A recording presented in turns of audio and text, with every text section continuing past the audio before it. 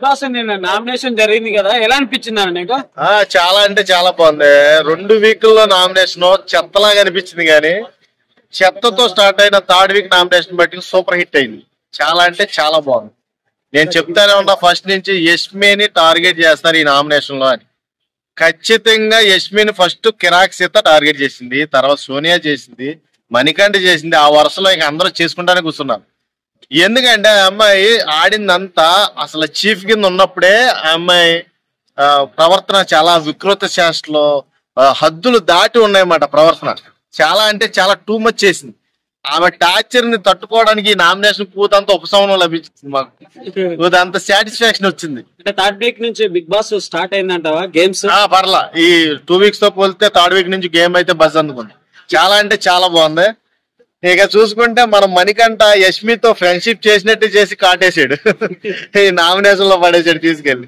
ఆమె కూడా అంటనే ఉంది, నువ్వు నాతో ఫ్రెండ్షిప్ చేసావు అనుకున్నా, లవ్ చేసావు అనుకున్నా, నన్ను మోసం చేసావు, నా మనసు బాధపడింది, నా గుండె పగిలిపోయిందని చాలా చాలా అంటే చాలా బాధపడింది. చాలా బాగుంది. నాకైతే నామినేషన్ కిక్ వచ్చింది.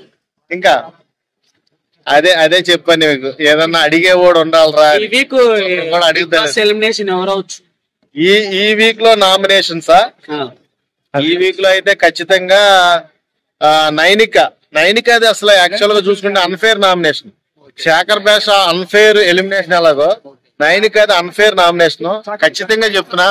ఎందుకంటే నాగార్జున గారు శనివారమే ఆల్రెడీ మీరు క్లాన్ లో చీఫ్ల కింద డిజాల్వ్ అయ్యారు కాబట్టి మిమ్మల్ని తొలగిస్తామని చెప్పినప్పుడు అదే పాయింట్ తీసుకొచ్చి మళ్ళీ నామినేషన్ లో పెట్టడం నాకు అసలు అది అన్ఫేర్ అనిపించింది. అస్సలు బాగా నాకు నచ్చలేదు. ఆ పాయింట్ తప్పితే వేరే పాయింట్ ఏదైనా రేస్ చేస్తే నైనిక నామినేషన్ నేను యాక్సెప్ట్ చేసేవాడిని. చాలా అంటే చాలా అన్ఫేర్. ఎలిమినేషన్ ఎవరవచ్చు? ఎలిమినేషన్ అయ్యే పర్సన్స్ లో అయితే ఇప్పటి వరకు ఆడవాళ్ళు 5 మంది అయ్యారు, మగవాళ్ళు 3 అయ్యారు. మన లక్కీగా ఆదిత్య ఓం గారు సేఫ్ జోన్ లో ఉన్నారు.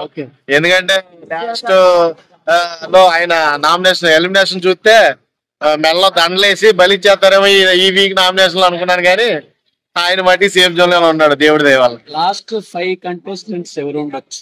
లాస్ట్ టాప్ 5 నా టాప్ 5 అయితే ఖచ్చితంగా నేను చెప్తున్నా, నిఖిల్, అభయ్, సీత, విష్ణుప్రియ, యష్మి ఎందుకు ఉంటది అని అడగొచ్చు మీరు. యష్మి ఎంత సన్నాసేసాలు వేసినా చిల్లరేసాలు వేసినా మరో అమర్దీప్ మాట. లాస్ట్ సీజన్ అమర్దీప్ చెల్లెలు ఇవిడి 2.0 మాట Yashmi. Super. Okay okay thank you.